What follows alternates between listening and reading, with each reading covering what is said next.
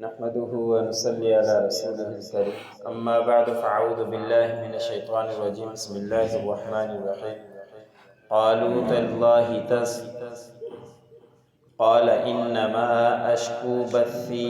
وحزني إلى الله وأعلم من الله ما لا تعلمون يا بني اذهبوا فتحسسوا من يوسف وأخيه ولا تيأسوا من روح الله إنه لا ييأس من روح الله إلا القوم الكافرون فلما دخلوا عليه قالوا يا أيها العزيز مسنا وأهلنا الضر وجئنا ببضاعة مزجاة فأوف لنا الكيل وتصدق علينا إن الله يجزي المتصدقين۔ سورۃ یوسف کا درس چل رہا ہے۔ اسی سورت کی آیت نمبر 86 سے لے کر 88 تک تلاوت کی جائے۔ گزشتہ آیتوں کے اندر تذکرہ گزرا کہ حضرت یوسف علیہ السلام کے بھائی جب واپس آئے اپنے والد کے پاس تو والد کے سامنے تذکرہ کیا تھا کہ آپ کے بیٹے بنیامین نے چوری کر لی، ہمارے بھائی نے چوری کر لی تھی، اس لیے ان کو وہاں روک دیا گیا۔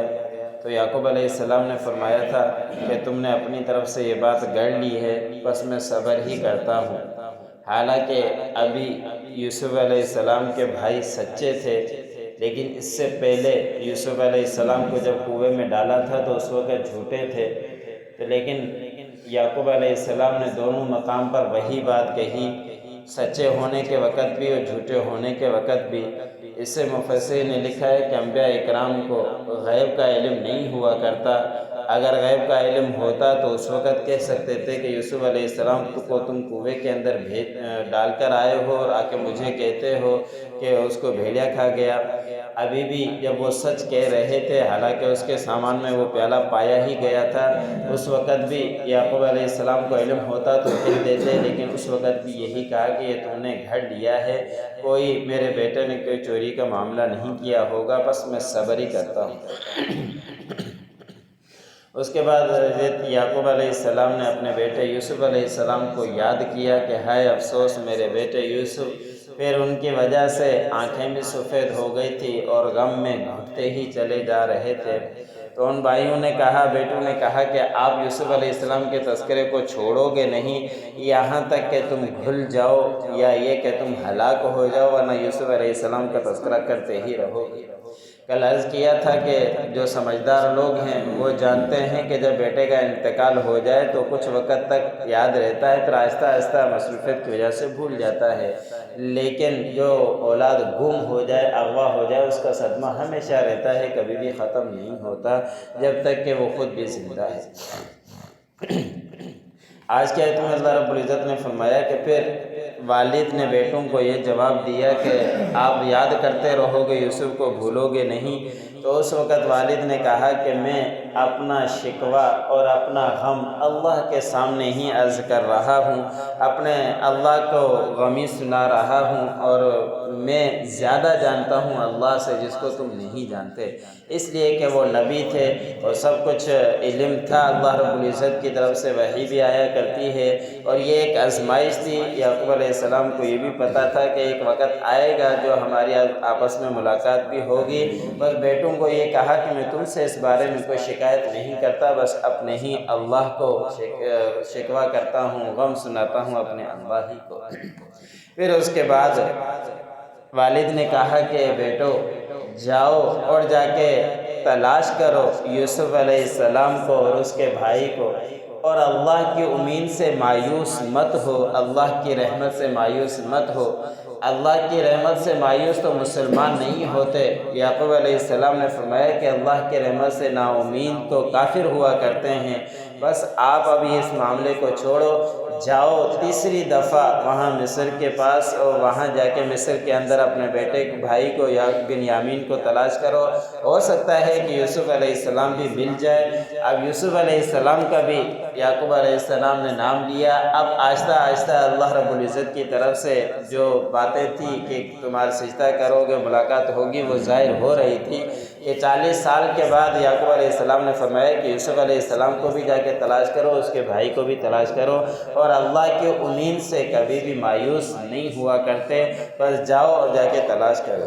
اب جب وہ پہنچے تو اس کا اللہ رب العزت نے نقشہ کھینچ کر بیان فرمایا کہ جب تیسری دفعہ مصر کے پاس داخل ہوئے، یوسف علیہ السلام کے پاس داخل ہوئے، تو انہوں نے اس وقت کہا کہ اے عزیز مصر، اے مصر کے بادشاہ۔ مفسر نے لکھا ہے کہ اس وقت جس بادشاہ نے یوسف علیہ السلام کو وزیر خزانہ بنایا تھا، ان کا انتقال ہو گیا تھا اور ساری سلطنت حضرت یوسف علیہ السلام کے حوالے کر دی تھی۔ اب بادشاہ بھی حضرت یوسف علیہ السلام تھے، وزیر خزانہ سب کچھ ملک کو حضرت یوسف علیہ السلام ہی چلا رہے تھے۔ تو اس وقت انہوں نے کہا کہ اے عزیز مصر، ہمیں پہنچی ہے تکلیف، ہمارے اہل خانہ کو بھی پہنچی ہے تکلیف، بس ہمارے ساتھ نرمی کے معاملہ کیجئے، اور ہم آپ کے پاس کھوٹی پونجی لائے ہیں، ہمارے پاس کوئی رقم بھی نہیں تھی، بس یہ معمولی سی پونجی لے لیجئے اور اس کے بدلے ہمیں کھیل کر کے دے دیجئے۔ مفسر نے لکھا ہے کہ یوسف علیہ السلام کے بھائی پہنچے تاکہ پہلے بادشاہ کا دل موم کریں، اپنے گھر کے حالات سنائیں، اور اس کے بعد بنیامین کا بھی تذکرہ کر دیں، اور اس سے یا بنیامین کے تذکرے سے پہلے انہیں اپنے ساری گھر کی کیفیت بیان کر فرمائی کہ ہمارے پاس کچھ ہے بھی نہیں، اور ہمارا گھر والے بھی پریشان ہیں، ہمیں گھر والوں کو بھی وہ تکلیف پہنچی ہے، ہمارے پاس رقم بھی نہیں ہے، اور یہ جو قحط سالی تھی یہ کوئی معمولی قحط سالی نہیں تھی، بہت ہی مشکل قحط سالی کے 7 سال گزرے تھے کہ وہ مصر کے اندر بھی اور ارد گرد بہت سارے علاقوں کے اندر یہ پھیل گیا تھا۔ تو اس وقت انہوں نے یہ کہا کہ معمولی پونجی لائے ہیں، اس کے بدلے میں ہمیں کیل بھی پورا کر کے دے دو اور ہمیں صدقہ بھی کر کے دے دو۔ مفسر نے ایسی باتیں لکھی ہے کہ وہ وقت کیسا تھا جب یوسف علیہ السلام کو کنویں کے اندر پھینک رہے تھے، تو اس وقت یوسف علیہ السلام ہر کسی کے پاؤں پکڑ کر عرض کر رہے تھے کہ آپ جاؤ گے اپنے والد کو کیا منہ دکھاؤ گے، مجھے کیوں پھینکتے ہو، مجھے کیوں کس جرم میں مجھے کنویں کے اندر پھینک رہے ہو، لیکن کسی نے بھی اس وقت نہیں سنی تھی، کنویں کے اندر پھینک دیا تھا۔ لیکن آج اللہ رب العزت نے وہ بات دکھلائی کہ سارے ہاتھ باندھ کر کھڑے ہیں کہ ہم پریشان ہیں، ہمارے اوپر صدقہ کیجئے، اور سارے مجبور ہو کے یوسف علیہ السلام کے پاس پہنچ چکے تھے۔ اب یہاں صدقے کا مفہوم بھی سمجھ لینا چاہیے۔ ہم نے صدقے کا مفہوم یہ سمجھ لیا ہے کہ بس کالی کوئی چیز دے دی جائے تو اس سے صدقے کی ساری مصیبتیں ٹل جاتی ہے، اور یہ زیادہ یہ کر لیتے ہیں لوگ کہ بس کالی بکری چھوٹی سی کوئی اٹھائی اور اس کو کہیں پہ دے دی اور سمجھ لیا کہ ہماری ساری پریشانی ختم ہو گئی۔ یہ صدقے کا مفہوم نہیں ہے۔ صدقے کا مفہوم یہ ہے کہ سامنے والی کی کوئی پریشانی ہو، اس پریشانی کو دور کرنا، اس کا نیت سے صدقہ دیا جائے، یہ بہترین صدقہ ہوا کرتا ہے۔ اگر کسی کو پریشانی آج کل کے ماحول کے اندر سردی کی ہے، اس کو سردی کا سامان چاہیے اور اس پہ جا کے کالی بکری کو کاٹ کر ذبح کر کے اس کو دے دی، اب وہ اس کو اتنی خوشی سے نہیں لے گا۔ کسی کے بچے بیمار ہیں، اس کو پیسوں کی ضرورت ہے کہ علاج کروائے، ہم جا کے کالی چیز وہاں پہنچا دیں تو اس کا وہ اس سے بھی پوری ضرورت نہیں ہوگی۔ کسی کو کتابوں کی ضرورت ہے، کسی کو کیا ضرورت ہے، تو آج کل کا بہترین صدقہ یہی ہے کہ کسی کو نقد رقم دے دی جائے تو اس سے تمام مسائل و پریشانی حل ہو جاتی ہے، اور یہ بہترین صدقہ بھی کہلاتا ہے، اس کا اللہ رب العزت ضرور اجر دے گا۔ اور اس کے بعد انہوں نے بھائیوں نے مزید کہا کہ جو صدقہ کیا کرتا ہے تو اللہ رب العزت اس کو بہترین بدلہ دیا کرتے ہیں، بس ہمارے پاس رقم نہیں، آپ صدقہ ہی کیجیے۔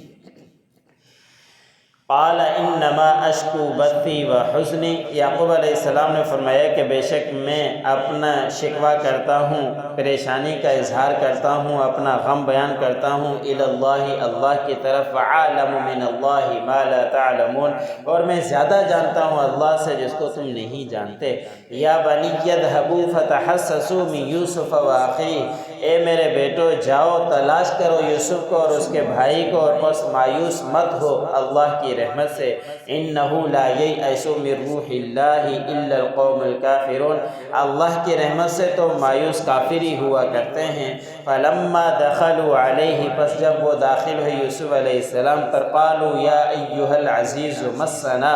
اے عزیز مصر تاکہ ہمیں پہنچی ہے، اور وَأَهْلَنَا الضُّرُّ، ہمارے اہل والوں کو تکلیف، وَجِئْنَا بِبِضَاعَةٍ مُزْجَاةٍ، اور ہم لائے ہیں ایک کھونٹی پونجی، فَأَوْفِ لَنَا الْكَيْلَ وَتَصَدَّقْ عَلَيْنَا، بس ہمارے اوپر پورا کیجئے کیل کو، اور ہمارے اوپر صدقہ کیجئے، اِنَّ اللَّهَ يَجْزِي الْمُتَصَدِّقِينَ، بے شک